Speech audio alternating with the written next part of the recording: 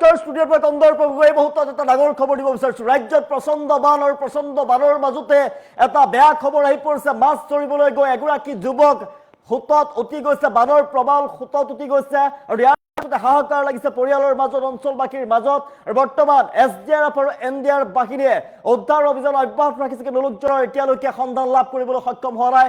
অঞ্চলবাসীৰ মাজত হাহাকাৰ অৱস্থা এই মুহূৰ্তত। অৱশ্যে জনাইছো মুহূৰ্তত আমি দৃশ্যাংশ দেখুৱাইছো, ভয়ংকৰ বানত উটি যায় যুৱকজন।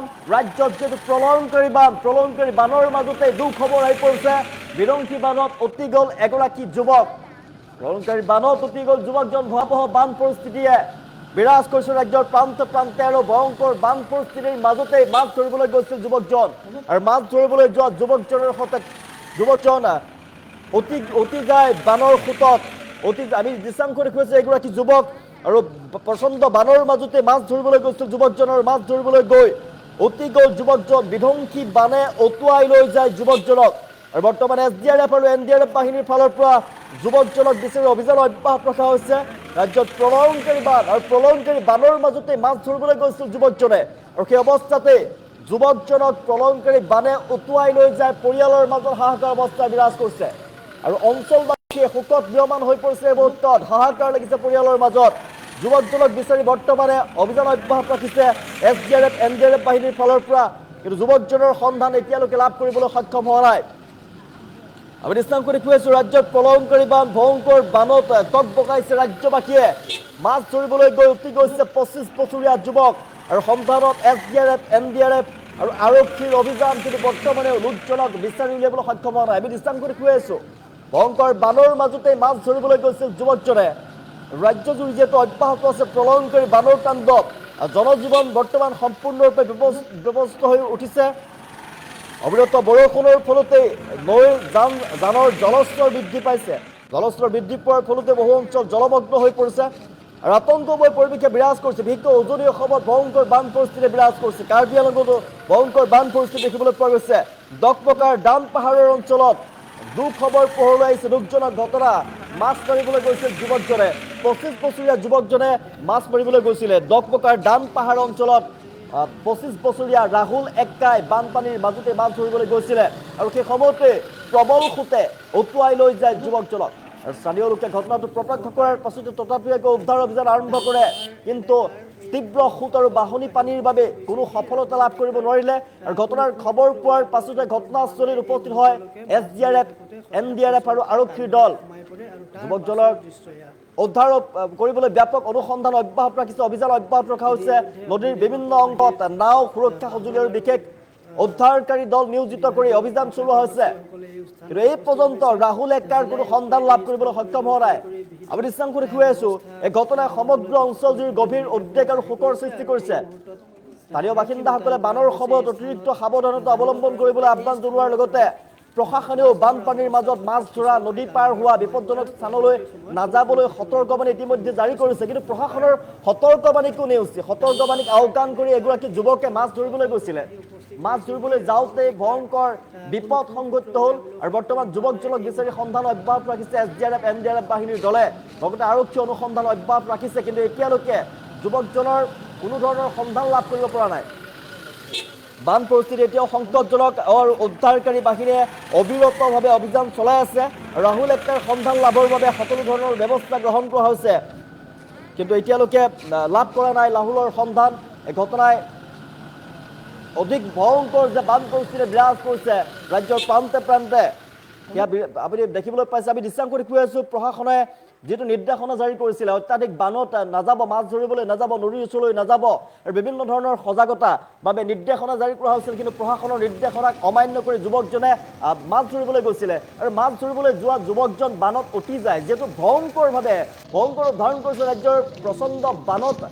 এতিয়া ৰাজ্যবাসীয়ে ককবকাই আছে, ভয়ংকৰ ধাৰণ কৰিছে বান পৰিস্থিতি আৰু সেই সময়তে মাছ ধৰিবলৈ গৈছিল যুৱকজনে। আৰু প্ৰচণ্ড বানত যুৱকজন উটি যায়, প্ৰচণ্ড বানৰ সোঁতত উঠি যায়। যুৱকজনৰ সন্ধান বৰ্তমানে কিন্তু লাভ কৰিবলৈ সক্ষম হোৱা নাই। হাহাকাৰ অৱস্থাই বিৰাজ কৰিছে এতিয়া পৰিয়ালৰ মাজত, অঞ্চলবাসীৰ মাজত। শোকত ম্ৰিয়মান হৈ পৰিছে সমগ্ৰ অঞ্চলটোত আমি দৃশ্যাংশ দেখি আছো এতিয়ালৈকে SDRFৰ দল MDRFৰ দল আৰু আৰক্ষীৰ ফালৰ পৰা অভিযান অব্যাহত ৰখা হৈছে যুৱকজনক বিচাৰি কিন্তু এই পৰ্যন্ত যুৱকজনৰ কোনো ধৰণৰ সংসূত্ৰ লাভ কৰিবলৈ সক্ষম হোৱা নাই বানত উটি যায় যুৱকজন বিধ্বংসী বানে অতুৱাই লৈ যায় যুৱকজনক আৰু 25 বছৰীয়া যুৱকজন ৰাহুল এক্কা নামৰ যুৱকজন বানপানীৰ মাজতে মাছ ধৰিবলৈ গৈছিলে আৰু সেই সময়তে প্ৰবল সোঁতে অতুৱাই লৈ যায় যুৱকজনক আৰু সেই ঘটনা প্ৰত্যক্ষ কৰাৰ পাছতে স্থানীয় লোকে উদ্ধাৰ অভিযান চলাবলৈ চেষ্টা চলাইছিলে কিন্তু নোৱাৰিলে তাৰ পিছতে খবৰ পোৱাৰ পিছতে SDRF বাহিনী NDRF বাহিনী আৰু আৰক্ষীৰ দলে বৰ্তমানেও উদ্ধাৰ অভিযানৰ বাবে অব্যাহত ৰাখিছে প্ৰচেষ্টা অব্যাহত ৰাখিছে কিন্তু এতিয়ালৈকে যুৱকজনৰ কোনো ধৰণৰ সন্ধান লাভ কৰিব পৰা নাই আমি দৃশ্যাংশ দেখিছোঁ ভয়ংকৰ বান পৰিস্থিতিয়ে বিৰাজ কৰিছে ৰাজ্যৰ প্ৰান্তে প্ৰান্তে আৰু ধাৰাসাৰ বৰষুণৰ ফলতে নেৰা নেপেৰা বৰষুণৰ ফলতে পাহাৰৰ পৰা যিহেতু পানী নামি আহিছে পানীৰ ঢল নামি আহিছে প্ৰচণ্ড বান দেখিবলৈ পোৱা গৈছে নৈৰ পানী উফন্দি উঠিছে হেনে ফুটুকেৰে মাৰিছে নদীৰ জলস্তৰ আৰু সমান্তৰালভাৱে বৰষুণৰ পানীয়ে জলমগ্ন কৰি তুলিছে বিভিন্ন অঞ্চল মথাউৰিৰ ওপৰতে পানী বৈছে ৰাজ্যৰ প্ৰান্তে প্ৰান্তে ভয়ংকৰ বান পৰিস্থিতিয়ে বিৰাজ কৰিছে আৰু এই সময়ত প্ৰশাসনে যিকেইটা নিৰ্দেশনা জাৰি কৰিছে সুৰক্ষাৰ বাবে সেই নিৰ্দেশনা মানি চলিব লাগিব প্ৰশাসনৰ নিৰ্দেশনা অমান্য কৰি যিগৰাকী যুৱকে তেওঁ মাছ ধৰিবলৈ গৈছিলে মাছ ধৰা যিহেতু প্ৰশাসনৰ ফালৰ পৰা নিষিদ্ধ কৰা হৈছিলে বানৰ সময়ত আৰু প্ৰশাসনৰ কথা নামানি যুৱকজনে মাছ ধৰিবলৈ গৈছিলে আৰু মাছ ধৰিবলৈ যাওঁতে 25 বছৰীয়া ৰাহুল এক্কা নামৰ যুৱকজনে নদীত উঠি গ'ল যুৱকজন নদীত উঠি গ'ল নদীৰ সোঁতত ভয়ংকৰ সোঁতত উঠি গ'ল মাছ ধৰিবলৈ গৈ ভয়ংকৰ বানত উঠি গ'ল যুৱক তাৰ পিছতে হাহাকাৰ অৱস্থা SDRF আৰু NDRF বাহিনীৰ ফালৰ পৰা চেষ্টা চলোৱা হৈছে যুৱকজনক কেনেকৈ উদ্ধাৰ কৰিব পাৰি তাৰ বাবে আৰু প্ৰশাসনৰ ফালৰ পৰা সম্পূৰ্ণৰূপে অভিযান অব্যাহত ৰখা হৈছে কিন্তু যুৱকজনৰ সন্ধান এই পৰ্যন্ত কিন্তু লাভ কৰিবলৈ সক্ষম হোৱা নাই কিয়নো ভয়ংকৰ বানৰ মাজতে মাছ ধৰিবলৈ গৈছিল ৰাহুল এক্কা নামৰ 25 বছৰীয়া যুৱকজনে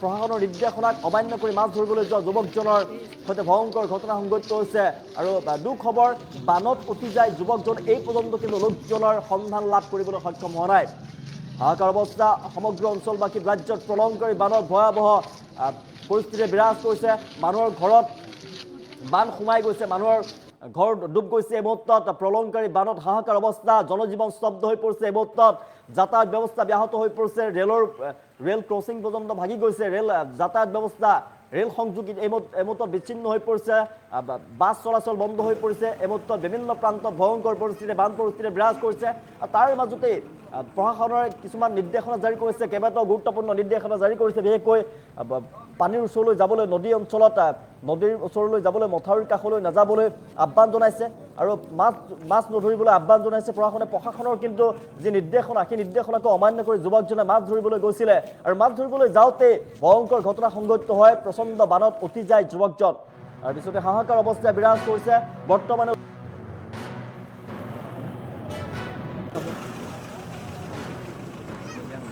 আজি আমি বিভিন্ন থানাত আমি গৈছোঁ গৈ পেলাই আমি পৰিদৰ্শন কৰিলোঁ তাৰপাছত যিবিলাক ক্ষতিগ্ৰস্ত হৈছে সেই অঞ্চলবিলাকত আমি ডেপুটি কমিশ্যনাৰৰ লগত আলোচনা কৰিছোঁ তেখেতক সাহায্য মানে আমি জেগাত কেম্প বনাইছোঁ আমি চাউল দাইল মচুৰি ইত্যাদি মেডিচিন এই সকলোখিনি আমি প্ৰদান কৰা হ'ব লগতে ডেপুটি কমিশ্যনাৰো DCRF এওঁলোকক তদন্ত কৰি আছে ইয়াতে এজন মানুহ ঢুকাইল বুলি শুনি পাইছোঁ ডেড বডিটো এতিয়ালৈকে ওলোৱা নাই নিশ্চয়ভাৱে আহিব DCRFে প্ৰায় 13খনমান গাঁও আমি দেখা পাইছোঁ এতিয়া পৰিদৰ্শন কৰিছোঁ 13খনমান গাঁও পানীৰ ফলত নাই তেনেকৈ আমি জেগা শিবিৰ আমি ৰাখি থৈছোঁ জেগাই আমি চাউল দিম এতিয়া দালি দিম তেল তাৰপিছত মচুৰি তাৰপাছত ঔষধ পাতিবিলাক আমি দিবলৈ এতিয়া আমি আলোচনা কৰি আছোঁ মই নিজেই আমাৰ মণ্ডল কমিটিৰ লগতে আমাৰ নমাটি আমাৰ MDC চিংকিৰ লগত আমি পৰিদৰ্শন কৰিলোঁ ঠায়ে গৈছোঁ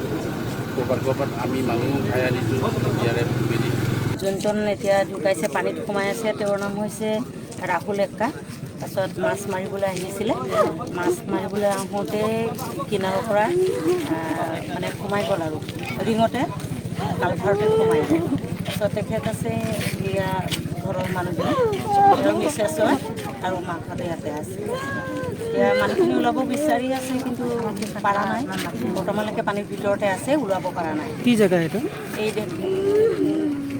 গাঁওখনৰ নাম দকমকা দানপাহাৰ হৈ এটা গাঁও দানপাহাৰ হয় দানপাহাৰ